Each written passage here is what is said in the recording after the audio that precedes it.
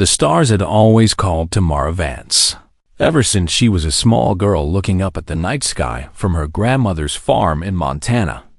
And now at 24 years old, she finally lived among them as a xenolinguist aboard the research vessel Meridian.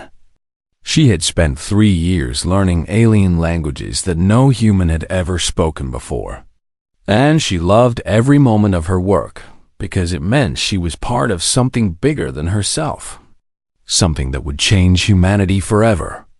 The Meridian was a small ship with a crew of 42 people, and they had been sent to the outer rim of explored space to study ancient ruins on a dead moon. But they never reached their destination because something found them first. The alarm screamed through the ship at 3 in the morning when Mara was reading in her small cabin, and she ran to the observation deck with her heart pounding in her chest. And what she saw there made her blood turn cold. 12 massive warships surrounded the Meridian like wolves circling a wounded deer. And these ships were unlike anything humanity had ever encountered, with hulls made of something that looked like black crystal and weapons that glowed with a sickly purple light. Captain Torres ordered everyone to remain calm as he tried to make contact with the unknown vessels. But the only response was silence, a terrible silence that stretched on for what felt like hours. Mara stood at the observation window and watched the alien ships move closer. And she felt fear rising in her throat like bile, but she also felt something else. Something strange and unexpected that bubbled up from deep inside her. She laughed. It was not a laugh of madness or hysteria, but a laugh of pure defiance. The kind of laugh her grandmother used to make when life threw its worst at her. The kind of laugh that said, "I see you and I am not afraid." The crew stared at her like she had lost her mind, but Mara could not explain why she laughed, only that it felt right, only that it felt human in a way she could not put into words. And then the aliens came aboard. They materialized in flashes of purple light, beings made of crystal and flesh that caught the ship's lights and scattered them into rainbows of color. And they were tall, so tall that they had to bend their angular heads to fit through the corridors. Their leader was a creature that called itself Sivith, and it spoke perfect English through a device mounted on its chest. And its voice was cold and empty like wind through a dead forest. The Velthrak Dominion had come to claim what was theirs, Sivith announced. And what was theirs was everything. Every ship and every world and every living being in this sector of space. Humanity was new to the galaxy, Sivith explained with what might have been amusement. And humans were soft and weak and short-lived, barely worth the effort of conquest. But the Dominion was thorough, and so the Meridian would be taken and its crew would be processed. Captain Torres tried to negotiate, tried to offer peace and friendship and cooperation, but Sivith simply stared at him with eyes like frozen mercury and said nothing. The Velthrak soldiers moved through the ship with terrible efficiency, separating the crew into groups and marking them with glowing symbols that burned into their skin. And Mara watched her friends scream in pain, and she felt rage building inside her like a storm. But it was when Sivith walked past her that everything changed. The alien stopped and turned its head toward her, and those mercury eyes narrowed with something that looked almost like curiosity, and it spoke directly to her for the first time. "You," Sivith said, and its voice was like ice cracking. "You are the one who laughed when our ships appeared, yes?" Mara lifted her chin and met those terrible eyes without flinching, and she answered with all the courage she could find in her shaking body. "Yes," she said. "I laughed because you do not scare me." Sivith made a sound that might have been laughter or might have been something far more disturbing, and it reached out with one crystalline hand and touched her face with fingers that burned like frozen fire. "Fascinating," Sivith whispered. "The others weep and beg and break, but you laugh and defy. How interesting, how very interesting indeed." The alien turned to its soldiers and spoke in a language that sounded like breaking glass, and two of them, grabbed Mara by the arms and dragged her away from the other crew members. "Where are you taking me?" Mara demanded, fighting against their grip even though she knew it was useless, even though their crystalline hands were stronger than anything she had ever felt. "To the Obsidian Station," Sivith answered, walking beside her with long, graceful strides. "You will help me understand your species. Little human, you will show me what makes you defy when you should submit." Mara was taken to a smaller ship, while her crewmates were loaded onto another, and she screamed their names as they disappeared from sight. And she swore that she would find them again, that she would not let this be the end. The journey to the Obsidian Station took 7 days. And during that time, Mara was kept in a small cell with walls that glowed with soft purple light. And she was given food that tasted like nothing and water that was too cold. Sivith visited her every day to ask questions about humanity, about their history and their emotions and their strange habit of hoping even when hope was foolish. And Mara answered some questions and refused to answer others. On the 7th day, the ship arrived at its destination, and Mara was brought to a window to see where she would spend the rest of her life. The Obsidian Station hung in the gravity well on a dying red star, a massive structure of black crystal that seemed to drink in the light around it, and Mara could feel the despair radiating from it like heat from a fire. "This is where we study the species we conquer," Sivith told her with something like pride in its cold voice. "This is where we learn their weaknesses so we can harvest them more efficiently. This is where hope comes to die." Mara stared at the terrible station and felt fear trying to crush her spirit, but she remembered her grandmother's words from long ago, words spoken on a cold winter night when everything seemed lost. "Fear is just a feeling," her grandmother had said. "It cannot kill you unless you let it. So feel it and then let it go and keep walking forward." Mara took a deep breath and let the fear wash through her and out of her. And when Sivith looked at her expecting to see a broken creature, it saw instead a young woman with fire in her eyes. "Do your worst," Mara whispered, and she meant every word.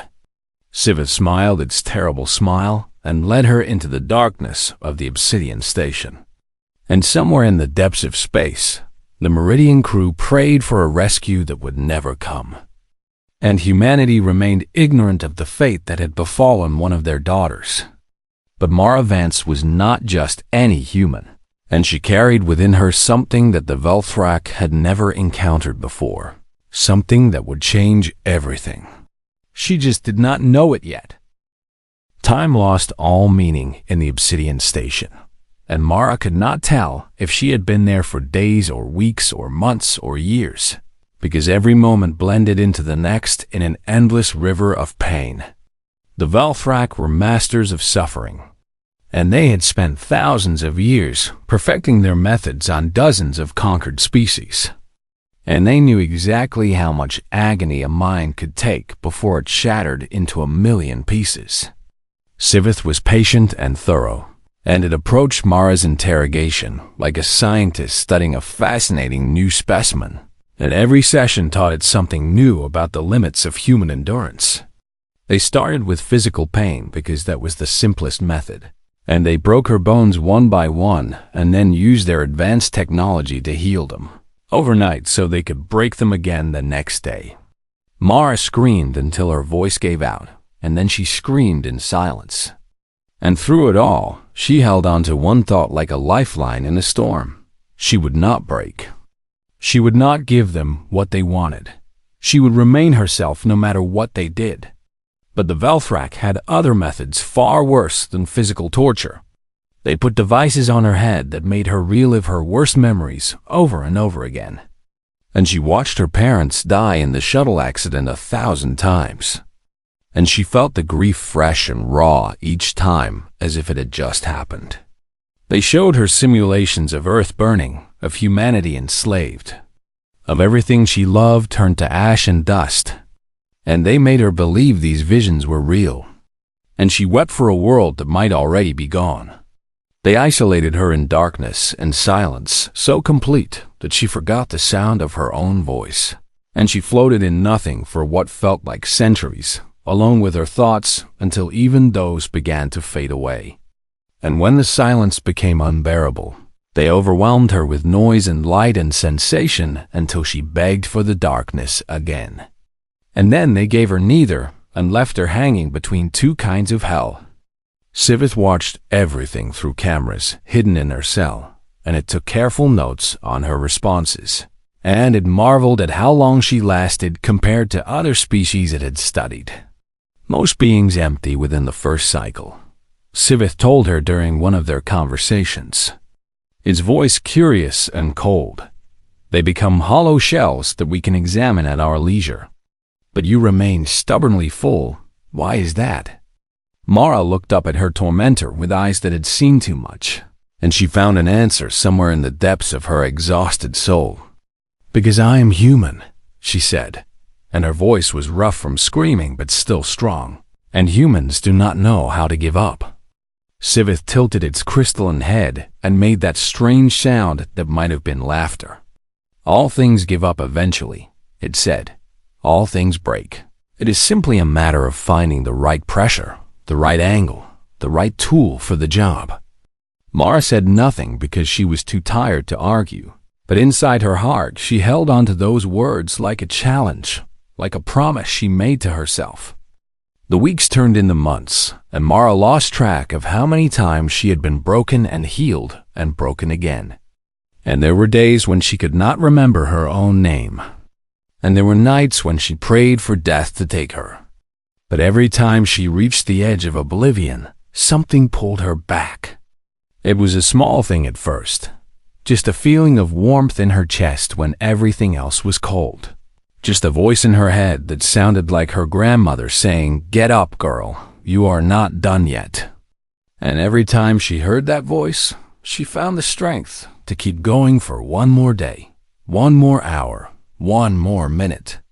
Sivith noticed this strange resilience and became obsessed with understanding it, and the alien pushed harder and deeper into Mara's mind, searching for the source of her stubborn refusal to empty. "What is this thing inside you?" Sivith demanded one day, its mercury eyes burning with frustration. "What is this spark that refuses to die no matter what I do to you?" Mara smiled through cracked lips, and it was the first time she had smiled in months, and it surprised them both. "I do not know what it is," she admitted, "but I know where it comes from. It comes from every human who ever lived, every person who survived when they should have died, every ancestor who refused to let the darkness win." Sivith did not understand her words, and this lack of understanding drove the alien to desperate measures. Deep in the Forbidden's archives of the Obsidian Station, there existed machines that no sane being would use, machines that manipulated time itself, machines that could compress centuries of experience into a single heartbeat. These machines had been banned by the Velthrak Council because they were too dangerous, too unpredictable, too likely to cause damage that could not be undone. But Sivith was beyond caution now, consumed by the need to understand this human female who defied all logic and reason. "If pain cannot break you," Sivith told Mara as it prepared the Forbidden's machine, "then perhaps time will. Let us see how you fare when you experience 10,000 years of isolation in a single moment." Mara was strapped into a chair made of black crystal, and wires were attached to her head that buzzed with energy she could not understand. And for the first time in many months, she felt true fear grip her heart. "What are you doing to me?" she asked, and her voice trembled despite her best efforts to stay strong. "I am going to break time around you," Sivith answered, and there was madness gleaming in those mercury eyes. "I am going to make you experience eternity, and when I am done, there will be nothing left of you but answers." The machine hummed to life, and reality began to bend and twist around Mara, and she felt herself being pulled in directions that had no names, stretched across moments that had not happened yet and moments that had already passed. She opened her mouth to scream, but no sound came out because sound required time, and time was shattering around her like glass. And in that instant between one heartbeat and the next, Mara Vance touched something that no human had ever touched before. She felt the weight of all human history pressing against her mind, felt the presence of billions of souls who had suffered and survived, felt the accumulated strength of a species that had walked through fire since the beginning of time. Sivith watched the monitors with eager anticipation, waiting for Mara to finally empty, waiting for the moment when her stubborn spark would finally go out. But what happened next was something the Velthrek had never seen before, something that would change the course of galactic history forever. The machine began to spark and smoke, and alarms blared throughout the station, and reality itself seemed to scream in protest. And Mara, little human Mara with her fragile body and her short lifespan, opened her eyes and looked at Sivith with an expression that made the ancient alien stumble backward in terror. Something was waking up inside her, something vast and old and utterly unbreakable. And it was angry. The temporal machine was never designed for human brains, and the Velthrak engineers who built it thousands of years ago could never have imagined what would happen when it was used on a species like humanity. The Velthrak mind was orderly and logical, a precise instrument that experienced time in clean straight lines, and when subjected to temporal pressure, it simply cracked and fell apart like a dropped glass. But the human mind was different, forged in chaos and madness and dreams that defied all reason. And when Mara's consciousness was squeezed by 10,000 years of compressed isolation, it did not crack.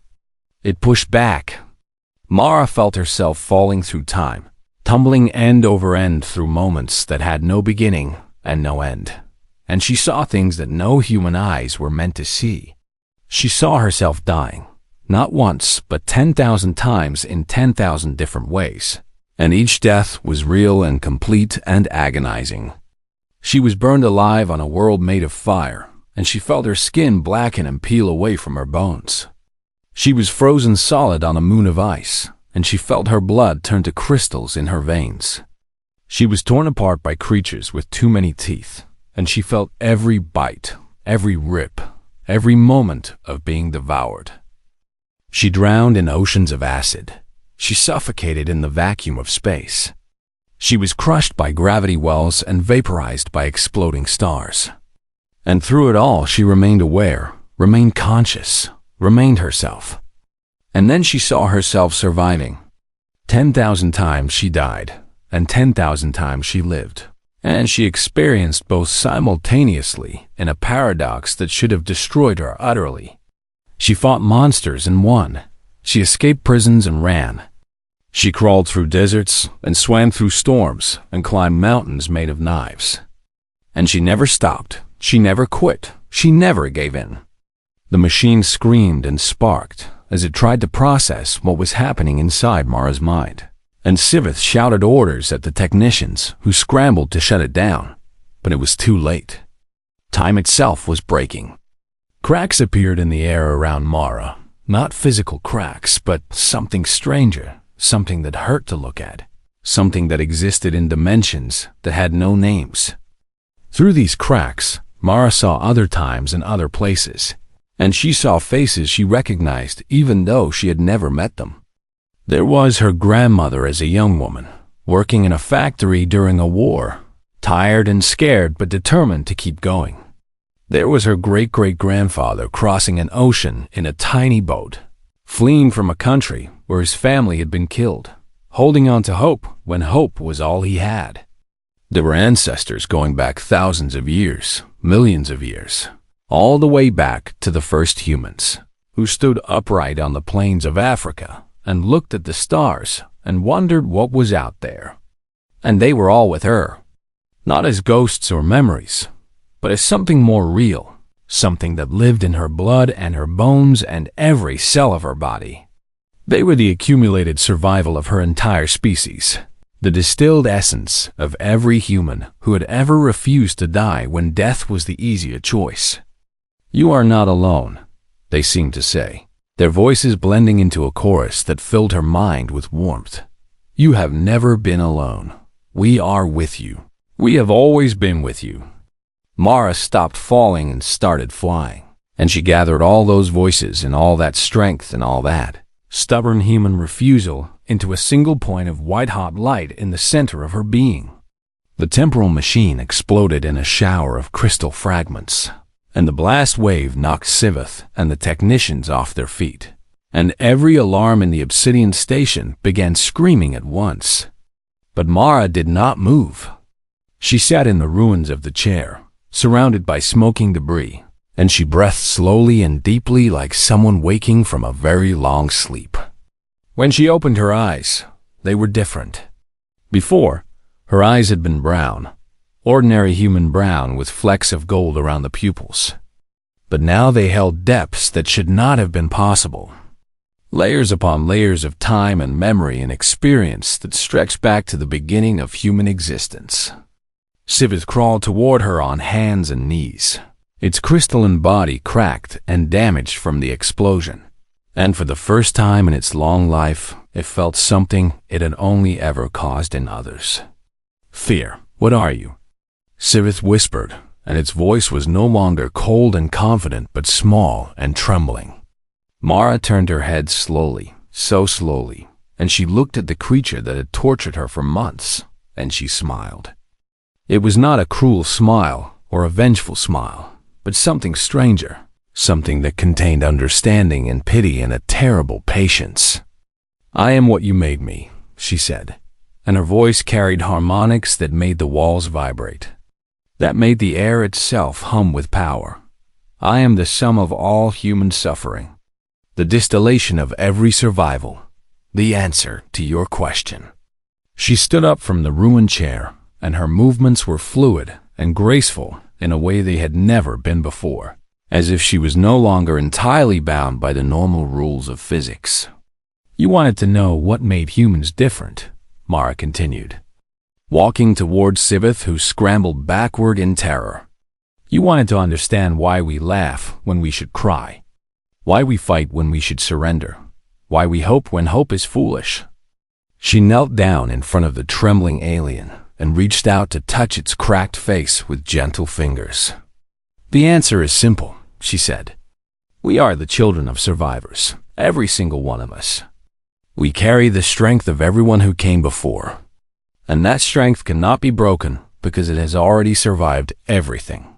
Siveth stared into those impossible eyes and saw infinity, saw timelines stretching out in all directions, saw futures and pasts and presents all woven together in a tapestry of human endurance.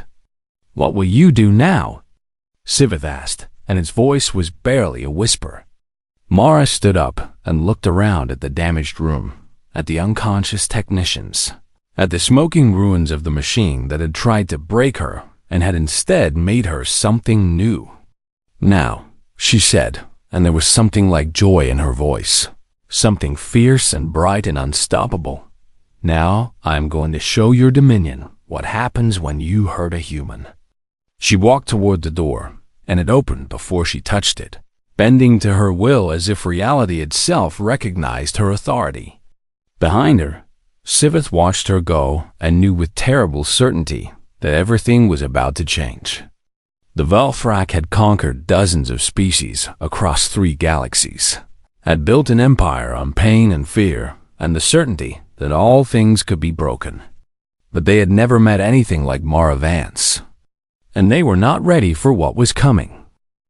Mara walked through the corridors of the Obsidian station like a ghost, like a dream, like something that existed between one moment and the next. The guards who tried to stop her found that their weapons would not fire, or that they had already fired in a moment that no longer existed, or that they had never decided to fire at all. Time was flexible around Mara now, bending and folding according to her will, and she passed through doors that were locked and walls that were solid, as if they were nothing but suggestions. She was not entirely sure how she was doing these things, but she understood them on a level deeper than thought, the same way she understood how to breathe or how to make her heart beat. The knowledge of 10,000 lifetimes flowed through her, the accumulated wisdom of countless, Human survivors who had learned to bend reality through sheer stubborn refusal to accept its limitations. Behind her, Sivith followed at a distance, afraid to get too close but unable to stay away, driven by a need to understand what it had created. "How are you doing this?" Sivith called out, its voice echoing through the crystal corridors. "No species we have ever studied has developed these abilities. It should not be possible."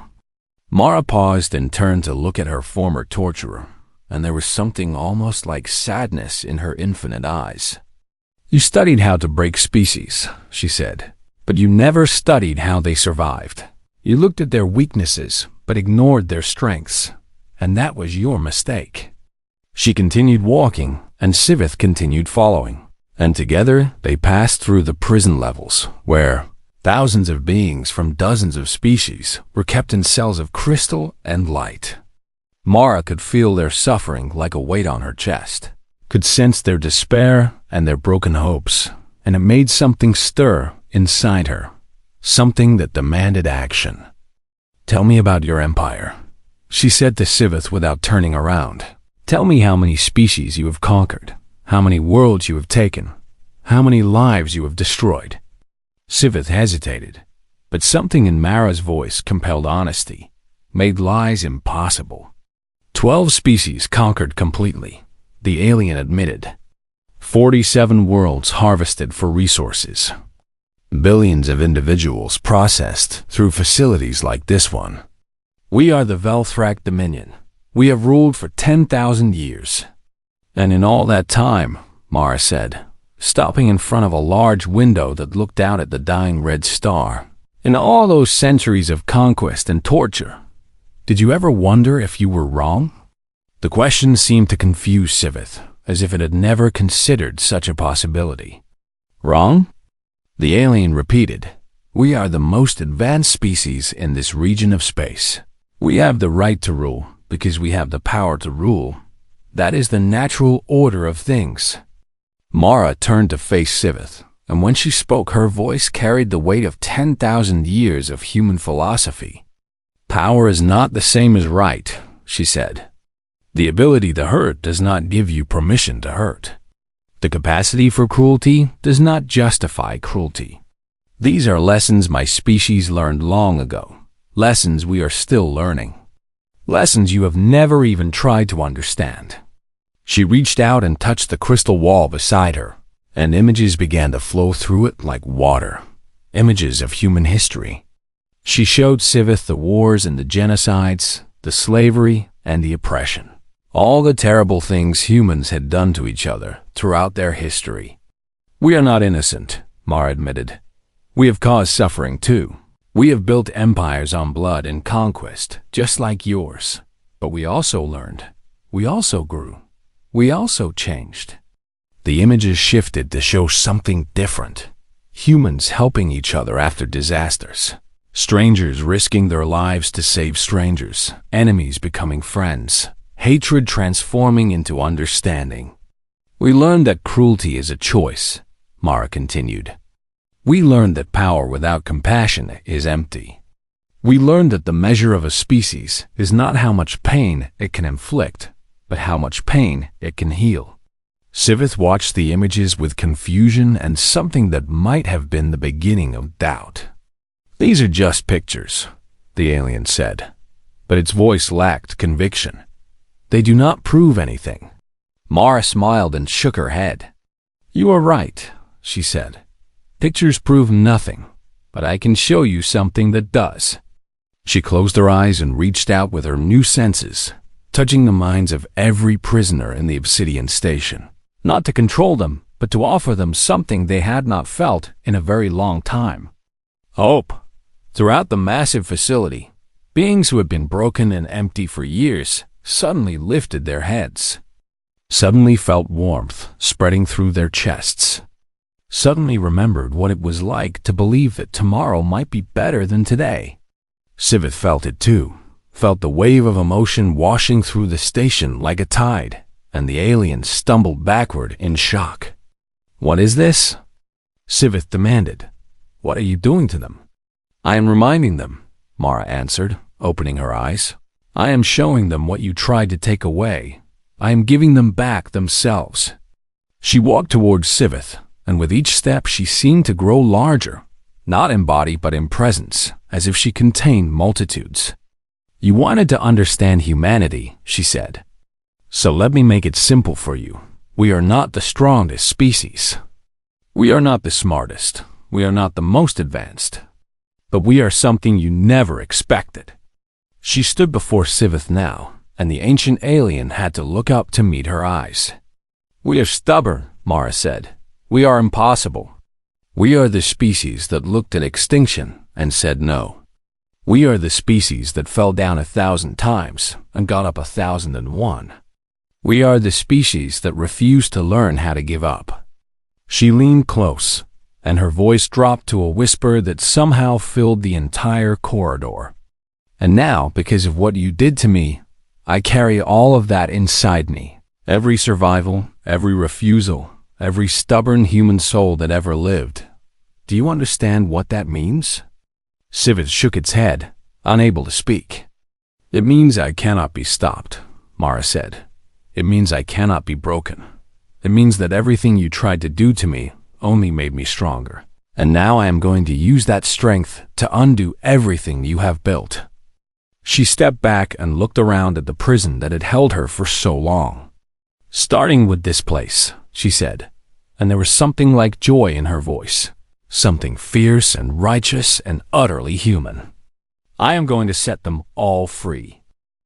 Mara walked through the prison levels of the Obsidian Station, and wherever she passed the crystal walls dissolved like morning frost in sunlight.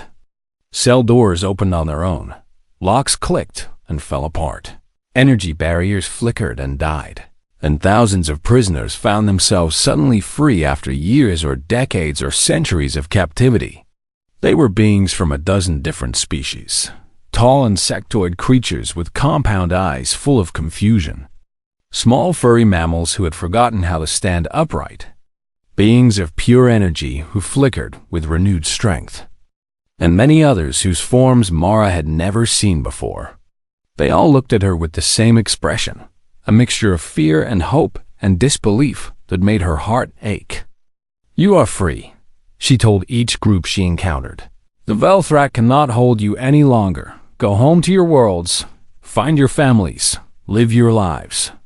Most of them ran as soon as they understood what was happening, rushing toward the docking bays where ships waited to carry them away from this place of nightmares. But some of them stayed. A tall being covered in blue scales approached Mara with cautious steps, its yellow eyes studying her with interest. "You are human," it said, and its voice was like stones grinding together. "I have heard of your species. You are new to the galaxy, young and small and few in number." "That is true," Mara agreed, still walking, still opening cells, still setting prisoners free. "Then how are you doing this?" The scale being asked, falling into step beside her. "How is one young human defeating the dominion that conquered my entire world?" Mara thought about the question as she opened another row of cells, watching more prisoners stumble out into freedom. "I am not defeating them," she finally answered. "I am simply refusing to be defeated, and sometimes that is enough." The scale being made a sound that might have been laughter or might have been crying. "My people tried to refuse," it said. "We fought for 300 years, but in the end they broke us. They always break everyone." Mara stopped and turned to face the being, and she reached out to touch its scaled cheek with gentle fingers. "They did not break you," she said softly. "If they had truly broken you, you would not have stayed to ask questions. You would not still have curiosity and hope in your eyes. The fact that you are still fighting to understand means they failed." Something shifted in the being's yellow eyes, something that had been dead for a long time coming back to life. "What is your name?" Mara asked. "Vex," the being answered. "I am called Vex." "Will you help me, Vex?" Mara asked. "Will you help me send a message that the whole galaxy will hear?"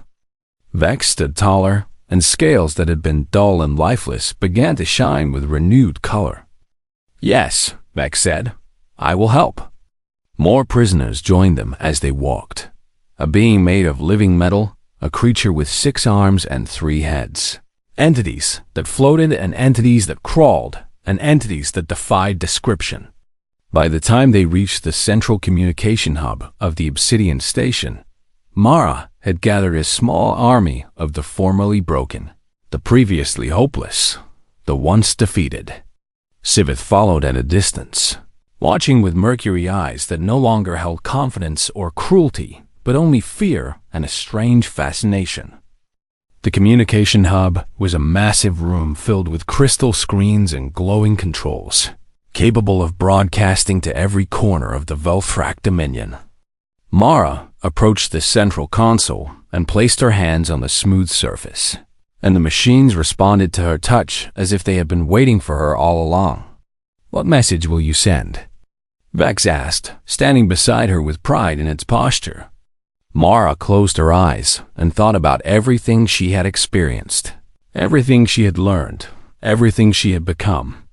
She thought about her grandmother's farm in Montana and the stars she had dreamed about as a child. She thought about her crewmates on the Meridian and wondered if they were still alive somewhere. She thought about Earth and the billions of humans who had no idea that one of their daughters had touched infinity and come back changed. When she opened her eyes, she knew exactly what to say. She activated the broadcast system, and her image appeared on screens across the Dominion, in warships and space stations, in conquered worlds and harvesting facilities, in the throne room of the Velthrak High Council itself.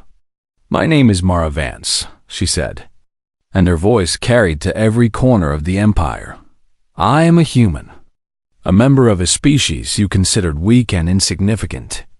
You took me from my ship and brought me to this place to break me, to study me, to understand how to destroy my kind." She paused and looked directly into the camera, into the eyes of every Velthrak watching. "You failed," she continued. "Not because I am special, but because I am human.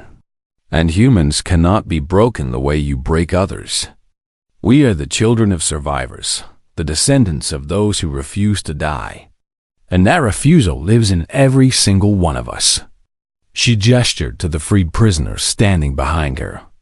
"I have released your victims," she said. "I have emptied your prison, and I am sending you this message as a warning. Humanity is awake now. We know you exist, we know what you do, and we will not forget." Her voice grew stronger, filled with power that shook the walls of the station. "If you come for Earth, we will fight you. If you take our people, we will take them back. If you try to break us, we will only grow stronger. This is the truth of humanity. This is what you failed to understand." She leaned forward, and her infinite eyes seemed to look into the souls of everyone watching. "You wanted to know our weakness," she said, "but you discovered our strength instead. We survive, we endure, we refuse, and we rise. Always, we rise." She ended the broadcast and stepped back from the console, suddenly exhausted in a way that went beyond physical tiredness. Sivith approached her cautiously, its cracked crystalline body moving with none of its former grace. "What will you do now?" the alien asked, the same question it had asked before. Mara looked at her former torturer and felt something unexpected. Pity. "I am going to let you live," she said, "so you can tell the others, so they can understand what is coming." She walked toward the docking bay, where a small ship waited, and the free prisoners followed her, and Sivith watched her go with eyes that had finally learned what fear truly meant. Before she boarded the ship, Mara turned one last time to look at the Obsidian Station, at the dying red star, at the darkness that had tried to consume her. "I am coming home," she whispered, and in her voice was a promise that echoed across time itself. "And I am bringing a message for humanity. We are not alone in the universe. But we are not helpless either. We never were. We never will be." The ship launched into the void, carrying Mara and the freed prisoners toward an uncertain future. Behind them, the Obsidian Station fell silent, And across the Velfrak Dominion, beings ancient and powerful felt something they had not experienced in 10,000 years. They felt afraid. And somewhere in the depths of space, heading toward a small blue world called Earth, Mara Vance smiled and thought of her grandmother's words. Fear is just a feeling, she remembered. It cannot kill you unless you let it. The Velfrak would learn this lesson soon enough. Humanity was awake, and the galaxy would never be the same.